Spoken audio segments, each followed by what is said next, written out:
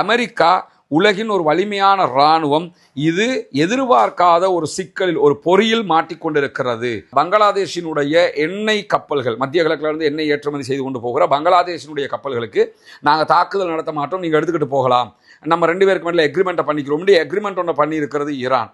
நாங்கள் ஈரான்கிட்ட யுத்தத்தை நிறுத்துங்கன்னு சொல்கிறோம், நோன்பு நேரம், இது கடைசி நோம்புடைய கடைசி கட்டமாக இருக்குது, அப்புறம் நோம்புடைய பெருநாள் வரை இருக்குது, இந்த பெருநாளை முன்னிட்டு 2 வீக் யுத்த நிறுத்தத்தை கொண்டு வருவோம்னு சொல்லி ஈரான்கிட்ட சொல்கிறோம். ஆனால் ஈரானுக்கு இஸ்லாமியர்கள் மேலே பாசம் கிடையாது, அதனால் 2 வீக் யுத்த நிறுத்தத்துக்கு இயலாதுங்கிறாங்க அப்படின்னு சொல்லி இன்றைக்கு பெஞ்சமின் நெதன்யாகு இஸ்ரேலிய பிரதமர் ரொம்ப பாசப்பட்டு பரிதாபப்பட்டு முஸ்லீம்களை பற்றி பேசியிருக்கக்கூடிய செய்திகள் வெளியாகி இருக்குது. முதல்ல ஒன்று கவனிச்சுக்கிறீங்க.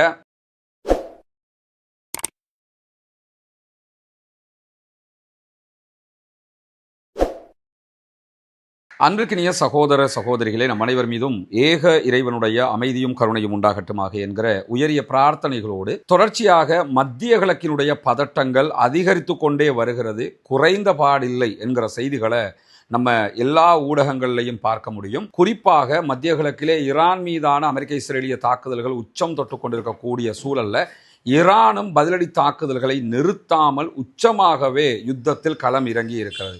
அதனுடைய விளைவுகள் தற்போது எல்லா நாடுகளையும் பாதிக்கக்கூடிய விதத்தில் அமைந்திருப்பதை நம்ம பார்க்க முடியும். ஏன்னா ஹொர்முஸ் ஜலசந்தியால் எந்த ஒரு கப்பல்களும் பயணிக்க முடியாத ஒரு நிலையை ஈரான் உண்டாக்கி வைத்திருக்கிறது. தேவைப்பட்டால் இதே இக்கட்டை அவர்கள் ரெட் சீலையும் உண்டாக்க முடியும் ஹவுதீஸ் மூலமாக. இதை தாண்டி அவர்கள் மீது நடத்தக்கூடிய தாக்குதலுக்கு பதிலடியாக தற்போது அவர்கள் ஏவுகிற ஒவ்வொரு ஏவுகணைகளும் 1 டன் அளவுக்கு வெடிமருந்துகளை, 1000 கிலோ அளவுக்கு வெடிமருந்துகளை சுமந்து செல்லக்கூடிய ஆயுதங்களாக இருக்கிறது என்கிற தகவல்களும் வெளியாகி இருக்கிறது. இந்த நிலையில தான் நேற்றைய தினம் அமெரிக்க அதிபர் டொனால்ட் ட்ரம்ப் ஒரு சில நாட்களில் யுத்தம் முடிவுக்கு வந்துவிடும் என்று பேசியிருந்தார். அதை தொடர்ந்து ஈரானோட அவங்க ஒரு உள்ளக பேச்சுவார்த்தையை நடத்தி இருந்தார்கள். நம்ம யுத்தத்தை முடிவுக்கு கொண்டு வருவோம் என்று சொல்லியிருந்தாங்க. ஈரான் மிக தெளிவாக இனி யுத்தத்தை முடிக்க வேண்டியது நாங்கள் தான், நீங்கள் இல்லை, யுத்தத்தை முடிக்க முடியாது, இதுக்கு ஒரு தீர்வு வேணும். ஏன்னா சண்டை இன்று வர்றதும் பிறகு சமாதானம்ங்கிறதும் பிறகு இஸ்ரேல தேவைக்கு திரும்ப சண்டை பிடிக்கிறதும் பிறகு இஸ்ரேல தேவைக்கு சமாதானம்ங்கிறதும் இது இனிமே செய்ய முடியாது. இனி யுத்தம் என்றால் யுத்தம், சமாதானம் என்றால் நிரந்தர சமாதானம் என்கிற நிலை வர வேண்டும் என்கிற ஒரு கோரிக்கையை ஈரான் மிக தெளிவாக சொல்லிக் கொண்டுதான் மீண்டும் மீண்டும் தாக்குதல்களை நடத்துகிறது. இந்த நேரத்தில் திடீரென முஸ்லிம்கள் மேலையும், முஸ்லிம்கள் நோன்பு ரமலான் மேலையும் பெஞ்சமின் நெதன்யாகுக்கு திடீர் பாசம் ஒன்று வந்திருக்குது. என்னன்னா, நாங்க ஈரான்கிட்ட யுத்தத்தை நிறுத்துங்கன்னு சொல்றோம், நோன்பு நேரம், இது கடைசி நோம்புடைய கடைசி கட்டமாக இருக்குது, அப்புறம் நோம்புடைய பெருநாள் வரை இருக்குது, இந்த பெருநாளை முன்னிட்டு 2 வீக் யுத்த நிறுத்தத்தை கொண்டு வருவோம்னு சொல்லி ஈரான்கிட்ட சொல்கிறோம். ஆனால் ஈரானுக்கு இஸ்லாமியர்கள் மேலே பாசம் கிடையாது, அதனால் 2 வீக் யுத்த நிறுத்தத்துக்கு இயலாதுங்கிறாங்க அப்படின்னு சொல்லி இன்றைக்கு பெஞ்சமின் நெதன்யாகு இஸ்ரேலிய பிரதமர் ரொம்ப பாசப்பட்டு பரிதாபப்பட்டு முஸ்லீம்களை பற்றி பேசியிருக்கக்கூடிய செய்திகள் வெளியாகி இருக்குது. முதல்ல ஒன்று கவனிச்சுக்கிறீங்க. இவனுக்கு நம்மை பற்றி என்றைக்காவது கவலை இருக்குமா என்று கேட்டால் சின்ன பிள்ளைக்கு தெரியும் கவலை இல்லைட்டு. அப்போ எதுக்காக ரமதானுடைய பெயரை சொல்லி ஈரான்கிட்ட 2 வாரங்கள் யுத்த நிறுத்தத்தை கேட்குறாங்கன்னா, தற்போது ஈரான் மேலே தாக்குதல் நடத்துவதற்கான ஆயுதங்கள் மிக மிக குறைவாக இருக்கிறது அமெரிக்கா இஸ்ரேல் இடத்துல. 1. 2வது, தாக்குவதற்கான ஆயுதங்கள் இருந்தாலும் டிஃபெண்ட் பண்ணுவதற்கான ஏவுகணைகள் அவர்களிடத்தில் மிக மிக குறைந்து விட்டது. அதாவது ஈரான் அடிக்கக்கூடிய பாலிஸ்டிக் ஏவுகணைகளை தேட் மூலமாகவோ ஏரோ சிஸ்டங்கள் மூலமாகவோ தடுப்பதாக இருந்தால் அதற்குரிய ஏவுகணைகள் அரபு நாடுகளிலையும் குறைந்து விட்டது.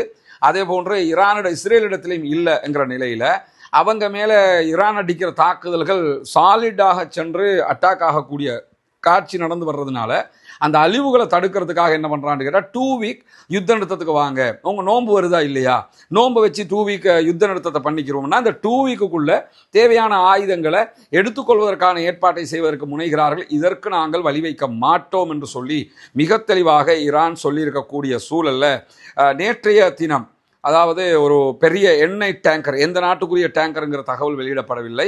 சென்டகாம், அமெரிக்காவினுடைய சென்டகாம் வெளியிட்டிருக்கக்கூடிய அறிவிப்பில் என்ன சொன்னாங்கன்னா, நாங்கள் ஒரு வெளிநாட்டினுடைய எண்ணெய் டேங்கர் ஒன்றை அமெரிக்காவினுடைய ஆயுதம் தாங்கிய கப்பல்கள் ஹொர்முஸ் வழியாக பாதுகாப்பாக வெளியே கொண்டு போய் விட்டன அப்படின்னு சொல்லி அவங்க ஒரு பதிவை போட்டு பிறகு அந்த பதிவை டெலீட்டும் பண்ணிட்டாங்க. அந்த பதிவு தொடர்பாக இன்றைக்கு IRGC செய்தியை வெளியிடும் போது என்ன சொல்கிறாங்கன்னு கேட்டால், எந்த விதமான கப்பல்களும், அமெரிக்காவுக்கு ஆதரவான கப்பல்களும் ஹொர்முஸ் வழியாக அமெரிக்காவினுடைய கப்பலுடைய பாதுகாப்போடு கொண்டு போகப்படலை. கொண்டு போயிருந்தா எதுக்காக அந்த பதிவை நீங்கள் ரிமூவ் பண்ணினீங்க என்கிற கேள்விகளையும் கேட்டிருக்கிறாங்க. இதை தாண்டி நீங்கள் கொண்டு போக நினைச்சாலும் நாங்கள் தாக்குதல் நடத்துவோம் என்பதில் உறுதியாக இருக்கிறோம் என்று சொல்லியிருக்கிறார்கள். இந்த இடத்துல நம்ம என்ன கவனிக்கணும்னு கேட்டால், ஏதோ ஒரு நாட்டினுடைய கப்பலை அவர்களுடைய ஆயுதம் தாங்கி கப்பலோட சேர்த்து ஹொர்முஸ்லேருந்து வெளியே கொண்டு போனால் அங்கே வச்சுக்கிடுவோம். ஒரு நாளைக்கு எத்தனை கப்பலை வெளியே கொண்டு போவாங்க? ஒவ்வொரு நாளும் இதை செய்ய முடியுமா? எத்தனை வருஷத்துக்கு அமெரிக்கா இதை செய்யும் என்கிற கேள்வி இருக்குதா இல்லையா?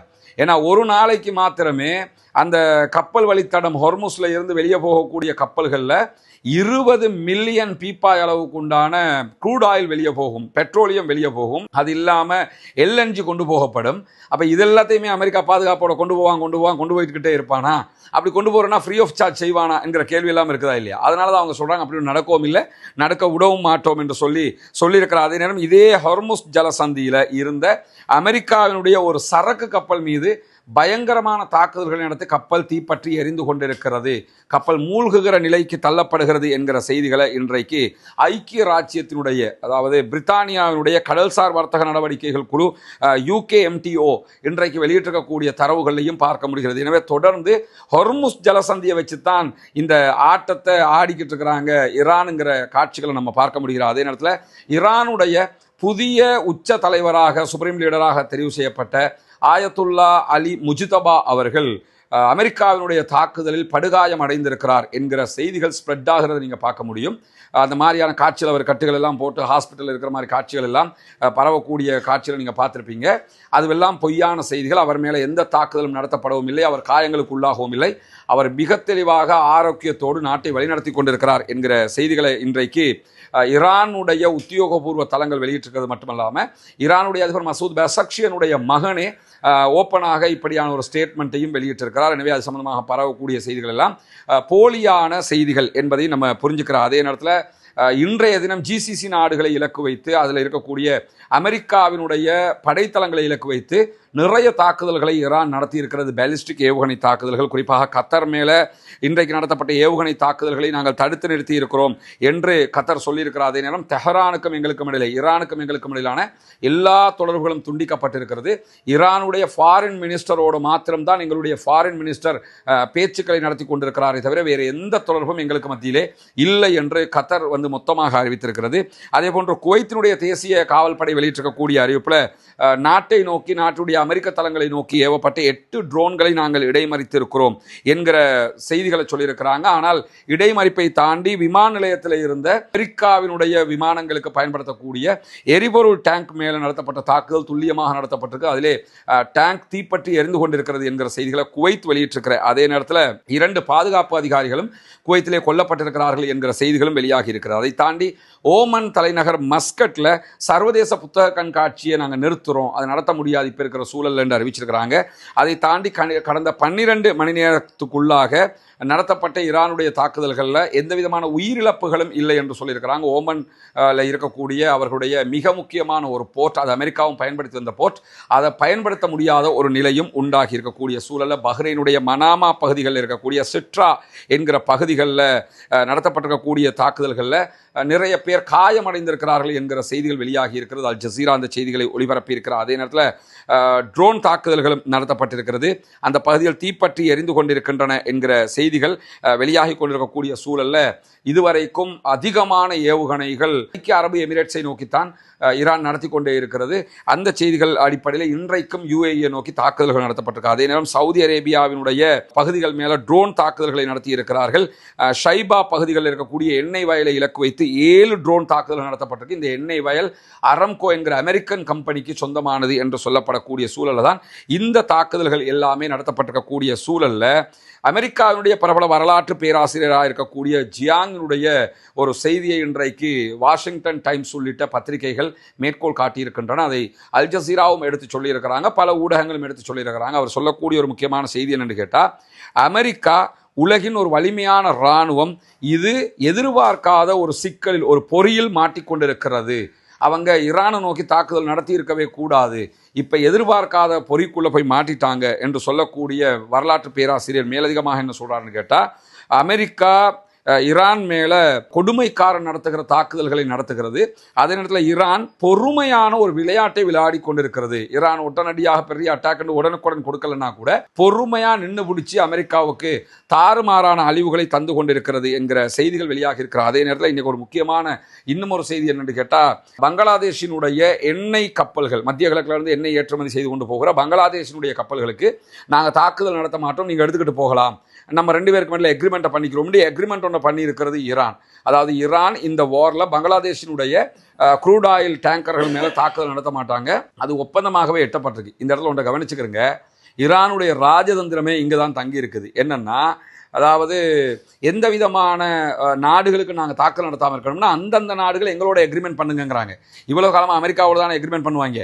இப்போ யாரோட எக்ரிமெண்ட் பண்ணுறாங்கன்னா நேரடியாக ஈரானோடைய எக்ரிமெண்ட் பண்ணக்கூடிய ஒரு சூழலை உருவாக்கி இருக்கிறது ஈரான். அதை தாண்டி இன்றைக்கு ஈரானுடைய ஒரு பேங்க் மேலே, வங்கி மேலே தாக்குதல் நடத்தி இருக்கிறது இஸ்ரேல். அதற்கு பதிலடியாக இஸ்ரேலுடைய அதே போன்ற அமெரிக்காவுடைய நிலைகள் மேலே நாளைய தினம் உச்சமான தாக்குதல்கள் நடத்தப்படும் என்றும், குறிப்பாக இஸ்ரேலுடைய சில வங்கிகள் மேலே தாக்குதல்கள் நடத்துவோம் என்கிற செய்திகளையும் இன்றைக்கு ஈரான் வெடித்திருப்பதை பார்க்க முடியும். பொறுத்திருந்து பார்ப்போம் என்னவெல்லாம் நடக்கிறது என்பதை. தொடர்ந்து இணைந்திருங்கள் ரஸ்மின் மைசி நியூஸ் மற்றும் ரஸ்மின் டாக்ஸ் ஆகிய நம்முடைய 2 சேனல்களோடையும். இந்த செய்திகளை உங்களுக்கு அடிக்கடி கொண்டு வந்து தருவதற்கு தயாராக இருக்கிறோம். உண்மை செய்திகளை உங்களுக்கு மத்தியிலே கொண்டு வந்து தர வேண்டும் என்கிற நன்னோக்கத்தில் தான் இவற்றை நாம் பகிர்ந்து வருகிறோம் என்பது உங்களுக்கு தெரியும். ஆக்கிரமிப்புகள் நிறுத்தப்பட வேண்டும், ஈரான் மீதான ஆக்கிரமிப்பு நிறுத்தப்பட வேண்டும், மத்திய கிழக்கிலே அமைதி திரும்ப வேண்டும், முழு உலகமும் அமைதி பூங்காவாக மாற வேண்டும் என்கிற உயரிய பிரார்த்தனைகளோடு பாலஸ்தீன அப்பாவிகளுக்காகவும் பாதிக்கப்படுகிற அத்தனை அப்பாவிகளுக்காகவும் தொடர்ந்தும் அல்லாஹ்விடத்திலே பிரார்த்தனை செய்வோமாக, ஜனநாயக ரீதியாக குரல் எழுப்போமாக.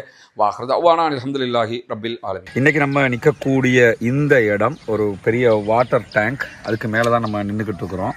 இந்த டேங்க் கட்டப்பட்டு இன்றைக்கு மக்களுடைய பாவனைக்காக நம்ம ஒப்படைச்சிருக்கிறோம். இது பொத்துவில் ஒருக்காமலை பகுதிகளில் இருக்கிற ஹிஜ்ரத் நகர் இந்த கிராமத்தில் இருக்கிற மசூதி சபா பள்ளிவாசல் வந்து காய்க்கிறேன். இந்த கிராமத்தில் ஆரம்ப காலமாக 15 வருஷம் 20 வருஷமாக வாழ்ந்து வராங்க. நெஞ்சத குடிநீர் மட்டும் இல்லாமல் மற்ற ஏழைய தேவைக்குமான குடிநீர், இந்த நீர் வந்து பிரச்சனைக்காக இருந்துச்சு. பல கிணறுகளை பல இடத்துல அடித்து பார்த்தோம், தண்ணி எங்களுக்கு வர கிடைக்கல. கடைசியாக இந்த பள்ளிவாசல் காணிக்குள்ளே ஒரு கிணறு ஒன்று அமைக்கிறேன்னு சொல்லி ஒரு முடிவொன்று எடுத்து வச்சுருந்தேன். அதை எங்களோட மௌலவி ஒரு முடிவோடு வந்திருந்தாங்க. அது சப்ஜெக்ட் இதாகிடுச்சு. அவங்கள நோக்கம் என்னென்னா அந்த கிணறு தண்ணி எடுத்து மக்களுக்கு கொடுக்கணும் என்ற யோசனையோட வந்தாங்க. வேறு அரைகுறை முடிச்சு விட்டு போகணுன்ற ஐடியோட வரல. இது வந்ததில் கிணறு ஒன்று அடித்து டாங்கி கட்டி இந்த தண்ணி மக்களுக்கு இப்போ அந்த 10-12 வருஷமாக இல்லாத கஷ்டத்தை இப்போ நிவர்த்தி செஞ்சு மக்களும் தண்ணியை சந்தோஷமாக பாவிச்சிக்கிறாங்க. அந்த இதுக்கு உதவி செஞ்ச அனைவருக்கும் அல்லாஹ் சொர்க்கத்தை கொடுக்கணும், சதக்கத்தில் ஜாரியான்ற நன்மையை அவங்களுக்கு அல்லாஹ் கொடுக்கணும் என்று சொல்கிறேன். உங்களோட தலைவர் கோரிக்கை வச்சார், வந்தோம், உங்களுக்குரியதை செஞ்சு தந்திருக்கிறோம். எங்களால் முடிஞ்ச பணி அது. 2வது அதில் நாங்கள் தலைவர் சொன்ன மாதிரி ஏற்கனவே கிணறு அடித்து ஃபெயிலியர் ஆகி அதான் மெஷினே கொண்டாந்து அடித்தோம்.